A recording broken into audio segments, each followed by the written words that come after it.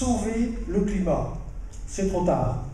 Hein, il faut beaucoup plus se préoccuper de s'adapter au changement climatique, et c'est tous les problèmes de transport, d'isolation des logements, de consommation, des processus industriels, pour éviter que le climat ne change trop. Mais nous sommes déjà dans le changement climatique, nous ne pouvons plus le sauver. Ça, il faut être bien conscient des termes qu'on utilise. On peut s'adapter et fournir des éléments financiers, ces plans qui vous ont été présentés, pour s'adapter au changement climatique et en même temps essayer de diminuer l'élévation de la température. Mais compte tenu de l'inertie des systèmes climatiques mondiaux, on est en train de récolter des émissions de CO2 de 20 ou 30 ans avant nous. Et on continue à les émettre. Donc il faut être bien conscient qu'on travaille sur le long terme et que ce n'est pas du jour au lendemain que l'on sauvera le climat.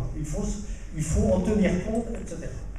Deuxième élément que je voudrais souligner plutôt pour dépasser ce simple aspect climatique, c'est penser à ceux qui, plus que nous, vont payer un lourd tribut au changement climatique.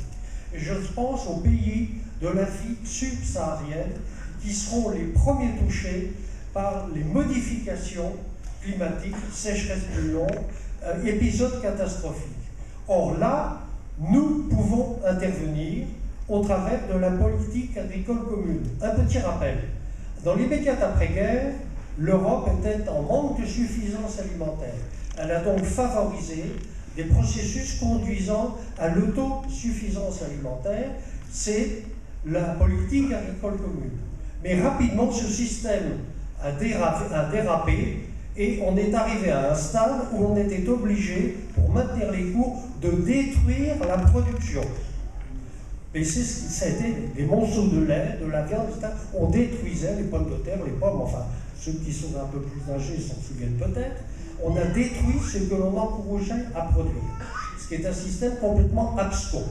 Ensuite, autre issue, on a encouragé à exporter.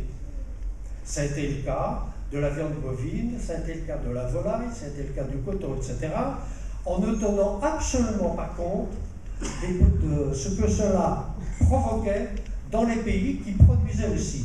Je prends le cas de l'Afrique de l'Ouest. Grâce aux primes de restitution, c'est-à-dire aux primes que l'on donnait aux éleveurs français de bovins. Je suis d'une région d'élevage de bovins, le Brionnais. Eh bien, on permettait à ces éleveurs d'exporter de la viande, et au travers des différents types de primes, la viande arrivait en Afrique de l'Ouest sur les marchés de Conakry ou autres à un prix inférieur à celui que pouvait produire l'éleveur local. C'était complètement... Et en même temps, d'autres directions de la Commission européenne subventionnaient le développement de l'élevage. Mais on subventionnait un élevage dont l'éleveur ne pouvait vendre le produit au travers des mécaniques financières. Et on rejoint ce que disait Falciani tout à l'heure. Donc, il faut intervenir à ce niveau-là. Or, actuellement, on a continué à encourager, ce qui est une bonne chose pour nos paysans, sans se préoccuper de l'impact que cela avait sur les pays subsahariens. Quel a été le résultat? Eh bien, les éleveurs, les agriculteurs de l'Afrique de l'Ouest, que ce soit au Burkina-Faso, en Ouganda, etc., eh bien, qu'est-ce qu'ils font? Ils essayent de traverser le Sahara pour venir chez nous. Et c'est les flots de migrants qui viennent de sûr que nous avons nous-mêmes, au travers de nos mécaniques financières et de nos mécaniques agricoles, conduit à cette situation. Quelle a été la réponse de l'Europe? Des clôtures électriques Frontex. Alors qu'en même temps, l'aide au développement diminue. Donc, si l'on veut vraiment être solidaire des pays qui sont autour de nous, notamment des pays africains, il faut changer ces politiques. Comment changer ces politiques? Alors, on a parlé de l'Europe en général. L'Europe, ce sont des hommes. L'Europe, ce sont des gouvernants. Ce sont des ministres. Et les seuls Européens qui soient issus du suffrage universel, c'est les parlementaires européens. Il est donc important que l'on envoie au Parlement européen des personnes qui seront animées par ce sentiment de solidarité dans toutes les politiques. On a parlé des politiques sociales, on a parlé des politiques énergétiques. Il ne faut pas oublier non plus les politiques agricoles qui ont un impact non négligeable sur ces autres pays. Alors, je terminerai par un vécu, puisque j'ai été parlementaire européen, et que ça peut être utile pour connaître comment ça marche.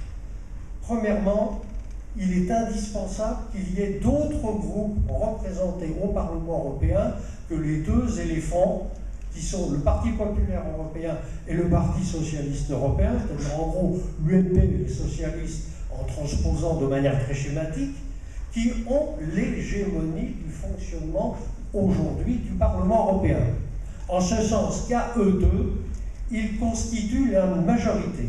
Et regardez les élections des présidents du Parlement européen, un coup c'est un socialiste, un coup c'est un PPE. Pourquoi? Parce qu'ils s'entendent comme larrons en foire, même s'ils se disent adversaires politiques, c'est-à-dire un coup les socialistes votent pour un président du Parti populaire européen, un coup les membres du Parti populaire européen renvoient l'ascenseur et votent pour un président socialiste.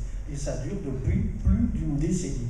Or, le moyen de changer ce système, c'est d'envoyer des nombreux parlementaires de nouvelle dot qui arrivent à casser cette dynamique hégémonique des deux grands partis. Et donc, il faut s'insérer dans un fonctionnement différent. Deuxièmement, une des caractéristiques du Parlement européen, c'est un fonctionnement qui n'est pas du tout habituel à nous, Français, où il y a une majorité et une minorité. Là, ça se passe différemment. Les parlementaires européens, de quelque bord qu'ils se soient, de quelque parti qu'ils se soient, travaillent beaucoup au consensus et à la coalition. Une analyse récente des votes de cette dernière mandature a montré que 40% des votes des parlementaires européens étaient des votes de consensus, c'est-à-dire que par la négociation, par la discussion, avant que les textes ne passent en assemblée plénière, dans le cadre des commissions de travail, eh bien les parlementaires se sont mis d'accord, ont négocié, ont travaillé ensemble. Deuxième élément, il y a aussi des coalitions qui dépassent totalement les clivages politiques que nous connaissons en France. C'est ce que l'on appelle les votes de coalition, ou qui correspondent à 30% des votes émis au Parlement européen. Enfin, les seuls qui s'inscrivent dans notre logique d'affrontement droite-gauche, ce sont les votes de confrontation qui ne correspondent qu'à 30% des votes du Parlement européen. Donc, être bien conscient qu'au Parlement européen, on travaille différemment que dans nos assemblées parlementaires françaises. Enfin, dernier élément sur lequel j'insiste beaucoup, un parlementaire européen n'est efficace que s'il va au Parlement européen, car, et oui, ça vous fait rire, parce qu'au Parlement européen ne peut voter que le parlementaire physiquement en séance, aussi bien en assemblée plénière qu'en commission de travail. Or la France, c'est une des spécificités françaises, on voit très souvent des parlementaires européens, notamment dans les formations traditionnelles, qui cumulent les mandats et les responsabilités et qui viennent très souvent en touristes au Parlement européen. Alors ceux qui sont bien lotis n'y vont pas pour des raisons financières, ils viennent une fois pour avoir l'immunité. Moi j'ai siégé avec M. Hersan. M. Hersan, dans une mandature, a siégé une fois. Et il avait souhaité être au Parlement européen pour bénéficier de l'immunité parlementaire quand il avait des problèmes avec ses journaux, notamment le Figaro. Mais il ne venait pas, il servait à rien. Et il y a beaucoup d'autres députés qui ne viennent pratiquement jamais, qui font un petit tour et qui repartent. Je vous prendrai un exemple. J'avais un quasi-homonyme, M. Jean-Pierre Raffarin.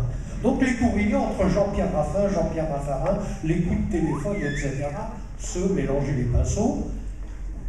Heureusement, M. Raffarin, à l'époque, était président de Poitou-Charentes et venait en touriste, de temps en temps. Il faisait un petit tour au Parlement européen, ce qui fait que la confusion ne durait pas très longtemps. Mais c'est pour vous montrer qu'il faut envoyer des parlementaires qui ne soient pas des cumulards de mandats et de responsabilités dans l'espace et dans le temps, si l'on veut être efficace. Et l'on peut être efficace lorsqu'on est là, notamment lorsque les autres ne sont pas là. Donc, on a un champ ouvert à pouvoir voter.